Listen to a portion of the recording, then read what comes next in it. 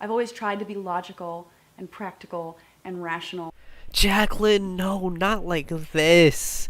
You were the chosen one. Where did I go wrong? How did this happen? You even say it. How does this not make sense to you?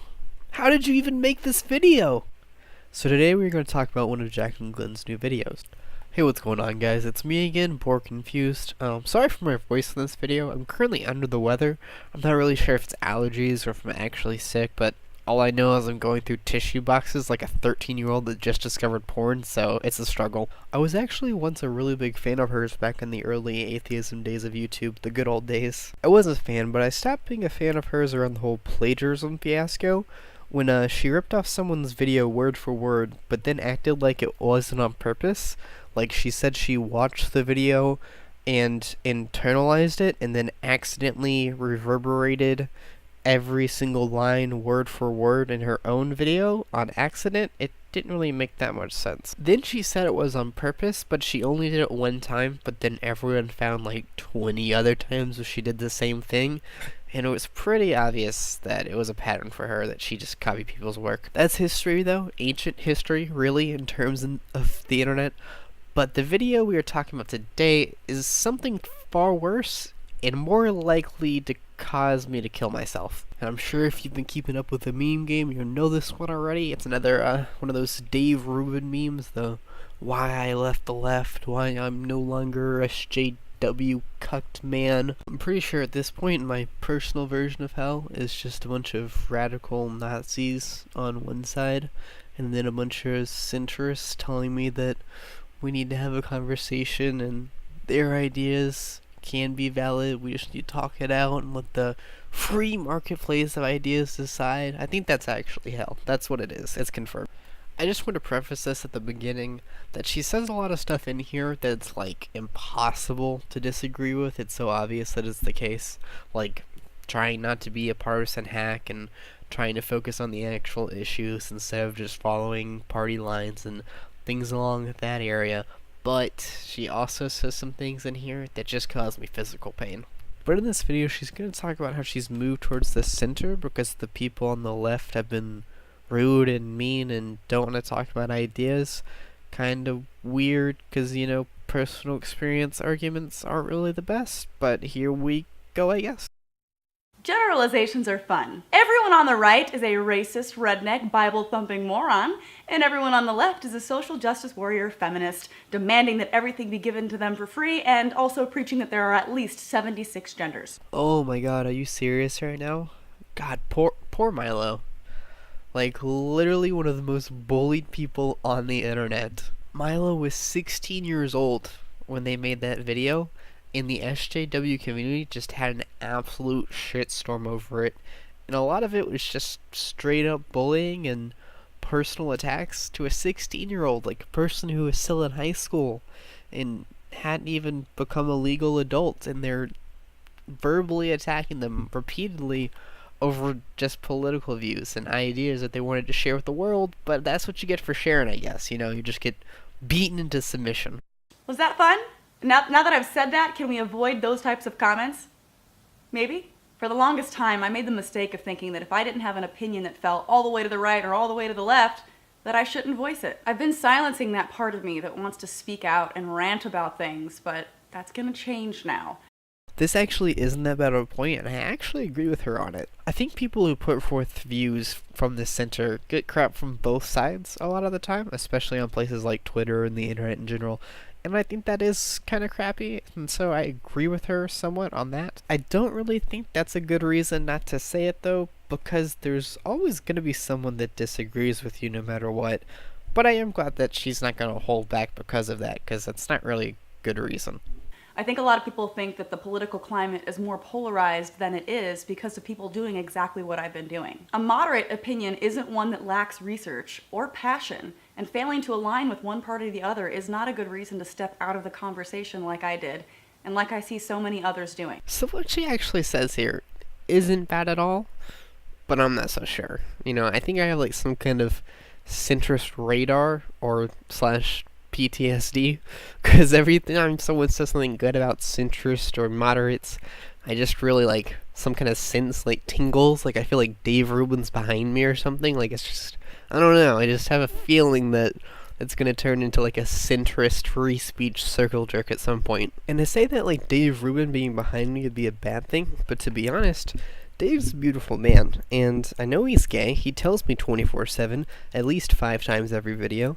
And if he's single at some point, I would like it if he called me and told me, and we could get to know each other, take a long walk on the beach.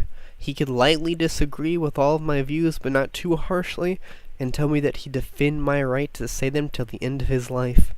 Because that's what he is. A free speech absolutist. Oh, yes. So I've fallen down the rabbit hole of conservative politics over the last year, and more heavily over the past 6 months or so. Until then, as evidenced by all my past videos, I was a staunch liberal.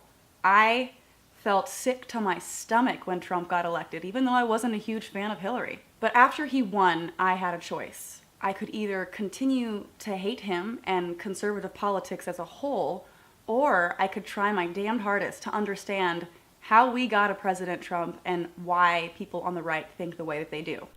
So I don't actually disagree with anything she says here. It's pretty obvious that understanding why people believe the things they do is a good thing, and you should really do that in all circumstances. There's really never a negative at all. It's always good to know why people believe what they believe. So yeah, I agree with her so far. I chose the latter, so I flooded myself with videos from conservatives to try to understand how they think and why they think the way that they do, and something kind of amazing happened.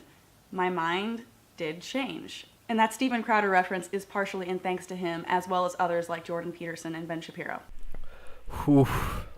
Those name drops are physically painful, to be honest. I mean, I know where this is going, and I want to stop because I want to believe in humanity and believe that life can lead to happiness, but just... I've already seen the video. I already know where it goes. It's too late. There's no hope. I've watched individual talks that they've given, as well as interviews with Dave Rubin, and I agree with a lot of what they have to say, but not everything, and let me make that part abundantly clear. I don't agree with some things that they say, a lot of things that they say. So me saying that I enjoy particular points that they present is not a full endorsement of everything that comes out of their mouth, okay? So I'll give her that, Just because you like certain things about a certain person doesn't mean you like everything or agree with everything they say. I mean, that's true. That's obvious, I like how she name dropped my boy Dave, too, He always comes up in these conversations. He's always there. Just that eternal rock of free speech.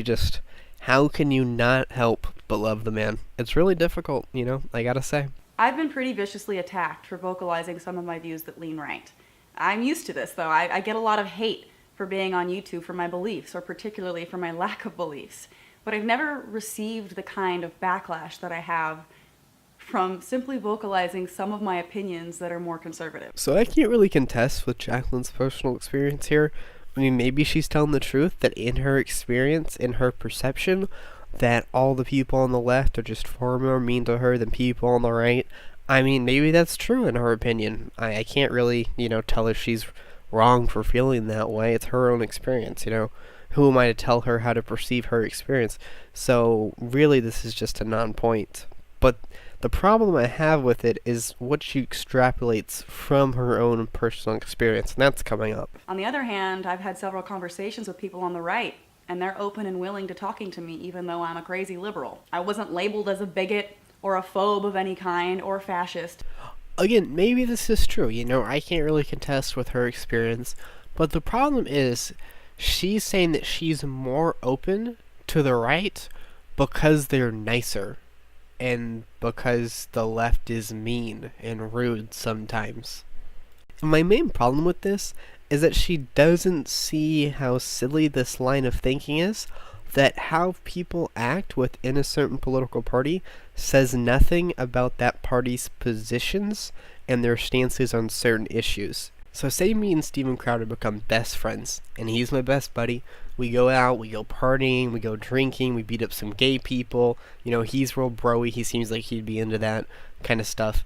But I would not change a single policy position of mine because of how he acted around me and how he treated me, and it would be illogical to do so. How he acts says nothing about his ideas. You know, the ideas should stand on their own and be factually true and logically sound, and it has nothing to do with who believes in them. And Jaclyn, it goes against everything you said in the beginning of this video to do so. It's not practical, it's not logical, it's not reasonable to do this, to change your policy positions based off how people treat you and say you've moved farther right because of how people act around you.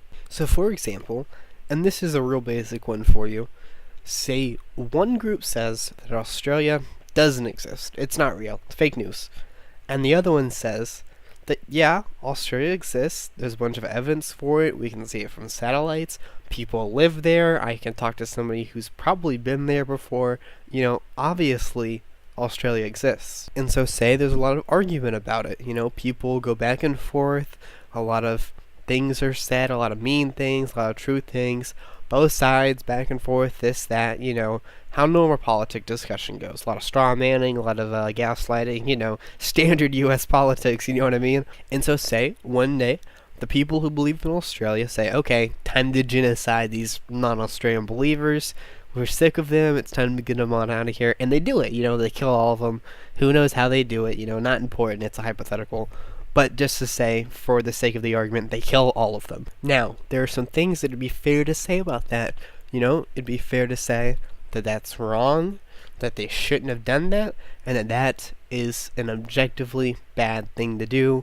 You shouldn't kill somebody just based off a basic disagreement like that. It's really dumb, you know, and that's completely fair. But, and this is a big one, I'm talking fake Nicki Minaj one, but I don't care because it's still great, but big. Back on subject, away from big butts. To change your position on whether or not Australia is real based on this event is completely stupid. It's anti-science, it's anti-truth, and it's 100% not a justifiable thing to do in any way. I just see this a lot, how people talk about the left and people on the left and act like how people act on the left is related at all to the ideas of the left when it is not entirely. And this is something I see more and more often. People are constantly acting like because the left is more emotional and less rigid, that their ideas are less sound, and maybe from some weird PR standpoint, I can see where they're coming from, but I could care less about the PR. I care much more about which ideas are actually true. And I feel like that should be the only thing anyone cares about, is actual truth and how we get to these conclusions.